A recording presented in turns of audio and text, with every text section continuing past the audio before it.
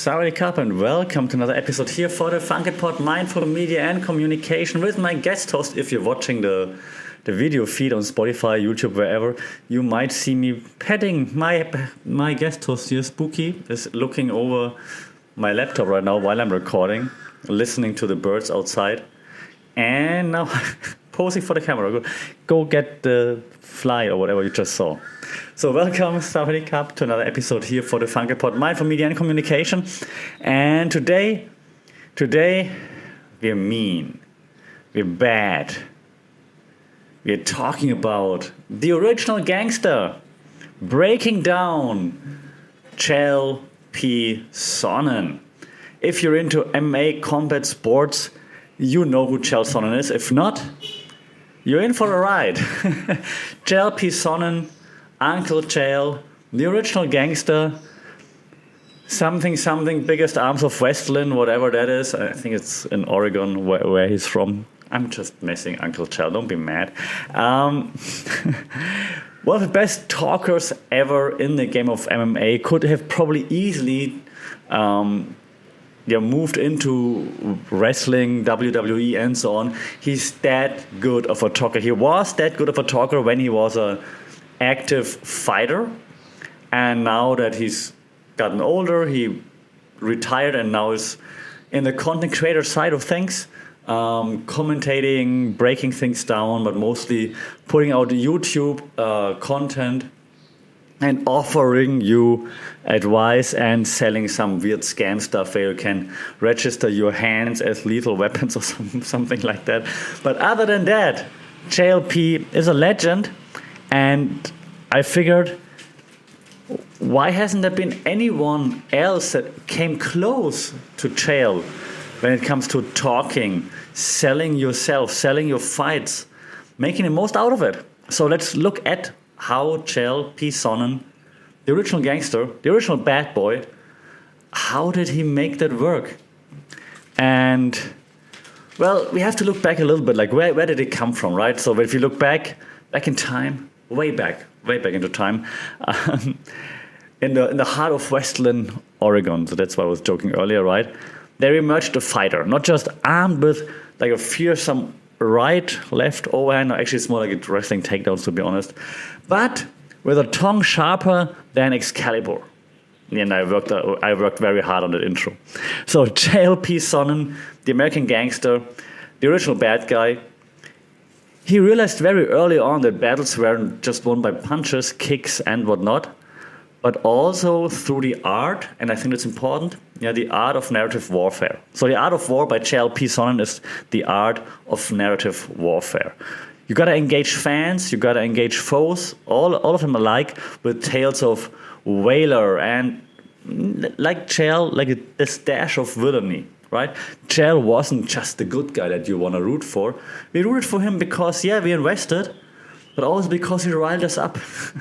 And that's why you wanted to see what's happening. Either you want him to get beat up or you want him to beat others, but you were invested in what he was doing. And one of the theories we can already apply here, looking at Chael, like when he was a fighter, right? When he called out Anderson Silva, like he won a fight, the most famous interview probably ever. Joe Rogan with the mic in his hand, and Chael P's like, Anderson Silva, one of the greatest fighters of all time, right? Many people say he's the greatest of all time, the most talented of all time, maybe. And he's like, Anderson Silva, you absolutely suck. And the crowd goes, whoo, hoo, hoo. And then he doubles down. He's like, Silva, you, me, the rematch, because we fought before. If I win, you lift the division. So then he has to move up or down in weight, right? If you win, I will leave the UFC forever. And it's like something out of WWE, right? It's like a loser leaves promotion kind of thing. And he just brought it into the UFC. Like, what? Insanity. So fantastic talking skills by Chael P. As a fighter already, now as a media person, even better, of course. And so one of the models we can apply is and we had this in one of the episodes before, the ELM, Elaboration, likelihood model. Okay, what does that mean? It means that Chael Sonnen understood early on that persuasion wasn't just about the message itself, but how the message was delivered. Okay, so you need like a blend of like pathos and logos, and with this right blend of pathos and logos, he crafted a persona that wasn't just heard, but you felt something when he was talking, right? So this turned like press conferences into psychological chess matches, if you will.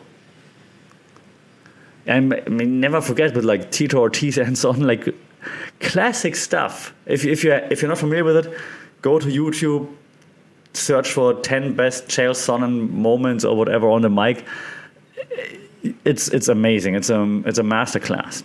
And that leads me to act number 2 of the podcast today.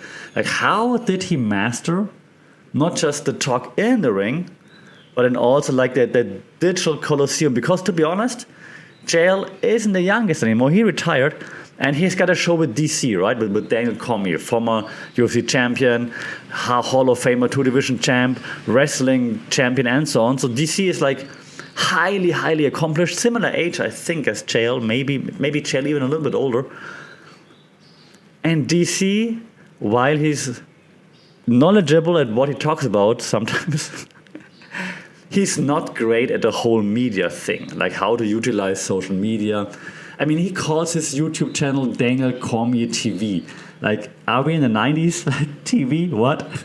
So, but Chael, on the other hand, completely understands the digital media circus, whether that be him by himself or the people he works with, his editor or whatnot. Like, maybe he found the right guy to work with, just like Rogan did with Jamie, for example, right? Maybe that's the case, but props to Bisping with his editor. So props to Chael for figuring out or having the right person to help him figure out how to utilize the digital coliseum, if you will.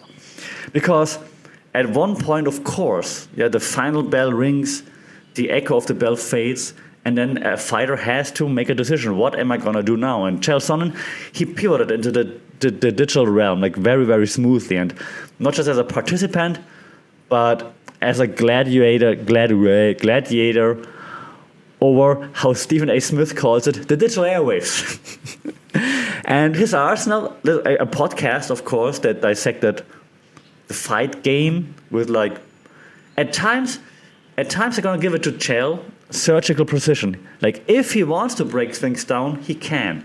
Very often he doesn't want to. He just goes out because he knows like what people want to hear or what they don't want to hear and what people click on, what triggers people, and then he just says the wildest stuff. But he's very good at that. And his YouTube channel, of course, has like analytics, but also lots of like anecdotes that blends it very well together. And that all lends itself to like a great social media presence, of course, that keeps the MMA world on its toes. You always see like, did you see what Chael just said? Like, even on serious programs such as the MMA Hour with distinguished journalist Ariel Helwani. Like, did you see what Chael said? Like, so Chael is always in the mix because he has those wild takes, and sometimes they're very good and they actually come to fruition. Sometimes they're just completely out there, right? And then, I mean, if you follow Chael, you know, like if he starts to give you a take by saying, "Let me offer you this," then you know it's gonna be wild. Or a few years ago, where does Kevin Lee fit into all of that? And it became like a running gag, like a meme in the MMA community for years. Now asking where Kevin Lee fits into all of that. Like a Kevin Lee, if you don't know, like a former / current fighter who was on the way to become like the next big thing, and Chael tried to talk him into like the title picture, but then he struggled, got cut, or left the UFC, came back, whatever. But it's like a running gag now to say like, where does Kevin Lee fit into all of that and things like this. So thanks to Chael, we got lots of memes, references, and so on. So it is just fantastic. Also, by the way, even though he never became the champion, which indicates that he must have lost a fight at some point, the official, not the official, but like the story about Chael is that he never lost a round. He never lost a fight, never lost a round, obviously, because he's the American gangster, the original bad guy, which is also just fantastic. Everyone just plays along with it. It's amazing. And this leads me to another theory, because, hey, I'm also going to teach you something. So let me offer you this theory, okay? The media synchronicity theory, MST. Yeah, we love abbreviations in academia, so that's why and it needs to be 3 letters, obviously. So the media synchronicity theory. Okay, this theory. And let me break it down for you. It's a Chael thing to say. So Chael tailors his like communication to the medium strength. Okay, so like you got synchronous tools for like real-time banter, for example, and as like on the air, right? If it's a expert at ESPN, for example, and he chops it up with Brett Akamoto, like the ESPN guy, and things like this. So then he knows exactly. I got 30 seconds to get my take across, so I gotta be like loud and fast, for example, or like then asynchronous platforms like social media, right? Which is no live. I mean, you could have live interaction, but I mean, like you post your video and then you've got like the back and forth, for example, or like Twitter/X, where Chael is active sometimes. I even got a reply once, so thank you, Chael, for that. Where he then dives deeper into the mechanics of MMA and like, let me offer you this. It has like his 10-minute videos, and then people respond to it, share it, and he responds to that, insults some people while doing so. So he understood that different mediums need different forms of interaction, which is fantastic because not everybody understands that, and that's what we call then in media studies, media synchronicity theory. Asynchronous versus synchronous tools, and depending on what you're using, you're behaving differently, you're sending different kinds of messages, okay? As you might hear the bell for the next round in the background. One thing that's also, I think, very poignant here to look into, and we looked into this theory a few times before, the parasocial interaction theory. And so if you're following the podcast, you know that one. If not, let me explain. One of Chael Sonnen's most uncanny abilities is to turn viewers into like confidants. He's like, hey guys, like here the guys he always calls like in the underground forum, stuff like that. It sounds like I don't know what old people would say, right? It's awesome. And he's like he tries to like build like this community, and thanks to that, we see like a guy in Chael who bridged the gap between like celebrity and audience, because he crafts like this form of camaraderie that transcends the screen. And the secret here is, I think, is just this unyielding authenticity and like a little bit of willingness to like actually peel back the curtain on both like victories, defeats, and like just how the whole MMA game works. Does he always tell the truth? Yes, of course. You know what I'm saying. Does he exaggerate? Yes, of course he exaggerates at times, right? But it's always authentic to him, or at least the persona that he's portraying. So you're like, yep, I believe that's Chael right now, even if it's the persona of the American Gangster, right? So that's fantastic. So this leads then to like a very strong bond with the audience, so that the audience thinks we know Chael. But even if there's like some bad press about Chael out there, everyone is like, that's impossible. I know Chael. We've known Chael forever. He would never do that. And I think most of the times of the things that we heard, it also like turned out that he didn't do those bad things, those alleged bad things, unless it's those from way back when he admitted to doing them. Okay, all right. We navigated that like very smoothly. But parasocial interaction theory means we feel like we know that person very well because the person shares so much with us that we feel like, hey, and I see you every day on YouTube, for example, and you share so many personal, or not even that personal, but he does share personal stuff. Sometimes he has like his kids in the video for like a little bit. He showed like how his son caught a WWE promo on him, actually, which was hilarious. And so you're like, hey man, fantastic! I know this guy. Right? So that's parasocial interaction theory. He doesn't know me, but I think I know him, and that leads to like this strong bond between us. So that's parasocial interaction theory.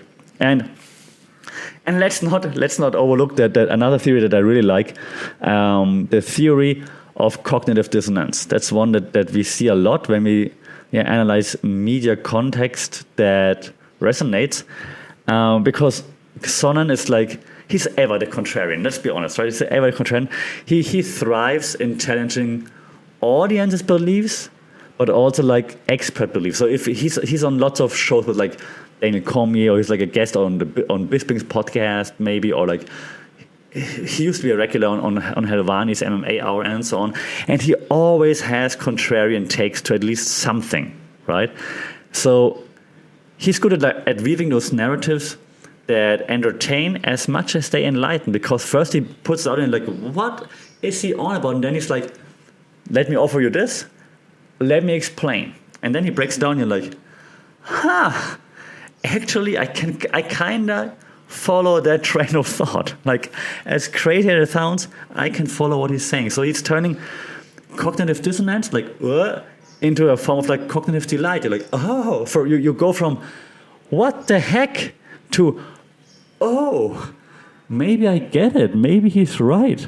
And that's a very, very important skill, or very useful skill to have if you're working in/with the media. So Chael P, American Gangster, original bad guy, I would tip my head if I would have more hair left. So congratulations.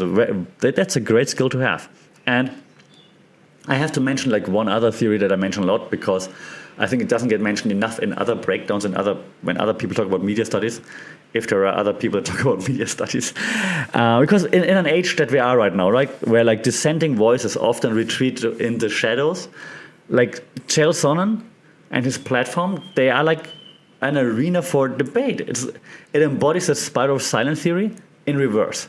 Like usually we as an audience, we fall into the spiral of silence theory, meaning if there's like the sentiment of the majority, even if you don't agree, you're like, they're probably right, or they don't want to hear like my argument that's against it, because it's so many people agreeing with that thing, so I'm just going to be quiet even though I don't agree. It's a spiral of silence.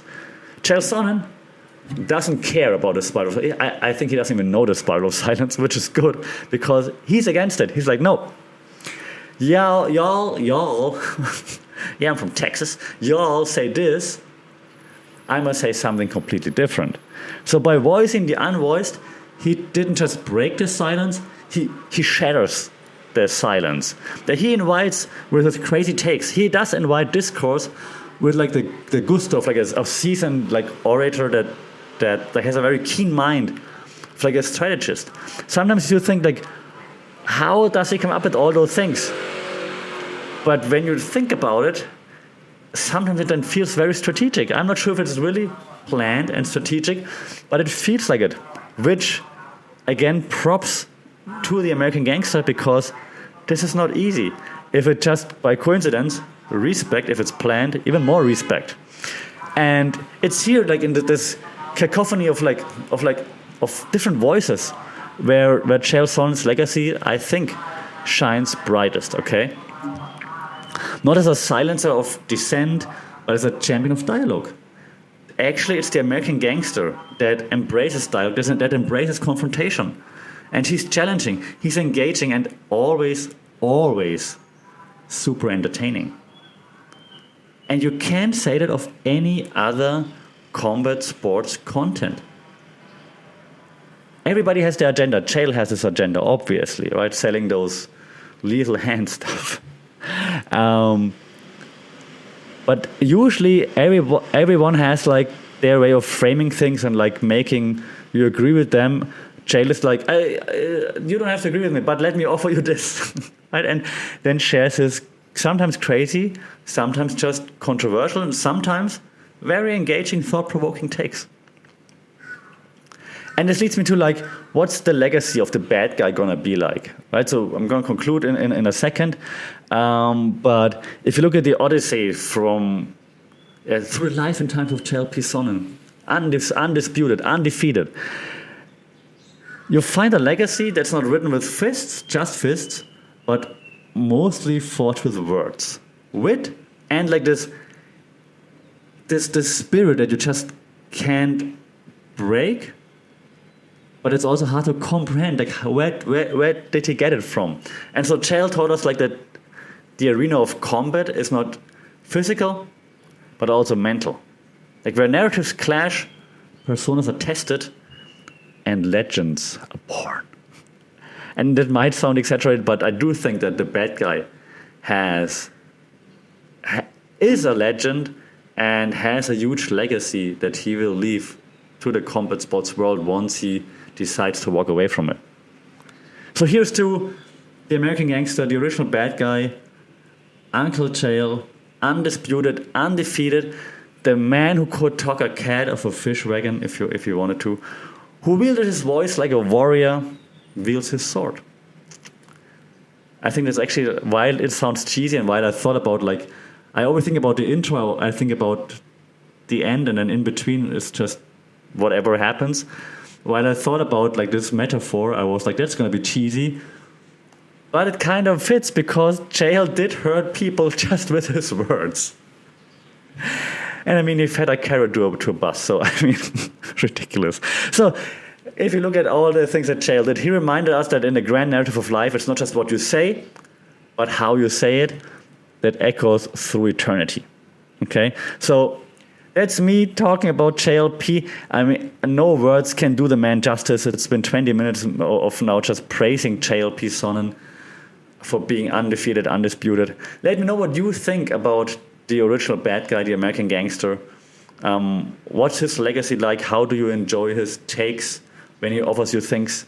Did you register your hands as lethal weapons?